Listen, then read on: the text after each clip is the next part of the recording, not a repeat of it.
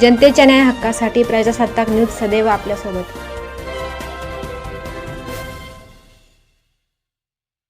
संगमनेर येथील Medicover hospital येथे कार्यरत आहार तज्ञ उत्कर्षा सोमाणी यांनी उन्हाळ्यात आरोग्याची काळजी कशी घ्यावी याबाबत मार्गदर्शन केले। योग्य आहार आणि निरोगी जीवनशैलीचे महत्त्व सांगताना त्यांनी नागरिकांनी भरपूर पाणी पिणे, ताजी फळे व पचायला हलका आहार घेणे आवश्यक असल्याचे सांगितले। डिहायड्रेशन व उष्माघात टाळण्यासाठी उन्हात जाणे टाळावे, लिंबू पाणी, ताक, नारळ पाणी यांसारख्या द्रव पदार्थाचे सेवन करावे असे त्यांनी नमूद केले। तसेच लहान मुले व वृद्धांनी विशेष काळजी घेणे गरजेचे असून शरीरात पाण्याची कमतरता होऊ नये यासाठी वेळोवेळी पाणी पिण्याचा सल्ला दिलाय। योग्य आहारामुळे अनेक आजारांपासून संरक्षण शक्य असल्याचेही त्यांनी स्पष्ट केले। नमस्कार, मी उत्कर्षा सोमाणी मेडिकल हॉस्पिटल येथे आहार तज्ञ म्हणून कार्यरत आहे। आज आपण जाणून घेणार आहोत का उन्हाळ्यात आहार कसा हवा। तर जसं उन्हाळ्यात तापमान वाढतं तशी आपली शरीरातली ऊर्जा पण वाढते आणि ती घामाद्वारे बाहेर पडते।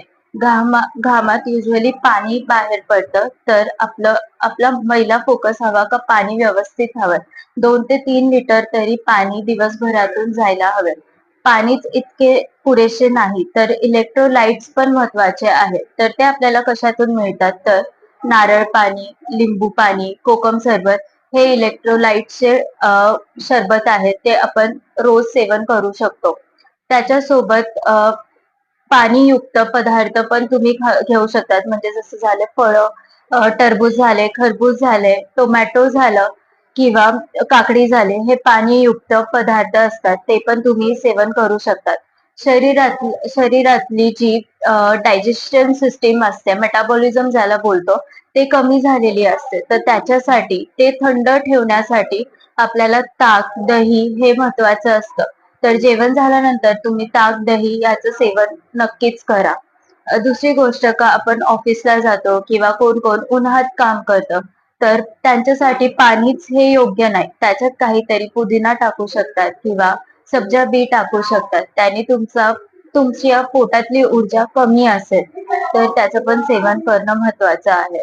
आणि मसालेदार पदार्थ नाही खाणे किंवा बाहेरचं तळलेलं जंक फूड हे बंद असणं महत्वाचं आहे।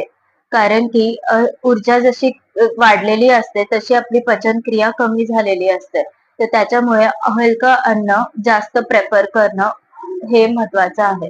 आणि मुले, वृद्ध आणि मधुमेह ज्यांना आहे त्यांनी व्यवस्थितपणे स्वतःची काळजी घ्यावी, कारण की उष्णता जशी वाढते तसं अशक्तपणा जास्त जाणवून येतं।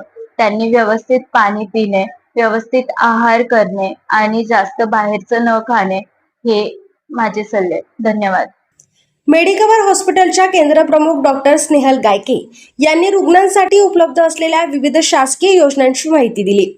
महात्मा ज्योतिराव फुले जन आरोग्य योजना, प्रधानमंत्री जन आरोग्य योजना, महाराष्ट्र पोलीस कुटुंब कल्याण आरोग्य योजना तसेच माजी सैनिक अंशदायी आरोग्य योजना अंतर्गत रुग्णांना उपचारांचा लाभ दिला जात असल्याचे त्यांनी सांगितले। तसेच शासकीय योजनांमध्ये समाविष्ट नसलेल्या शस्त्रक्रियांसाठी मुख्यमंत्री सहाय्यता निधी अंतर्गत उपचार सुविधा उपलब्ध असल्याची माहिती त्यांनी दिली। आपल्या परिसरातील ताज्या घडामोडी पाहण्यासाठी आजच प्रजासत्ताक न्यूज 24 ला सबस्क्राईब करा आणि रहा अपडेट। तसेच लाईक अँड शेअर करायला विसरू नका। प्रजासत्ताक न्यूज सदैव आपल्या सोबत।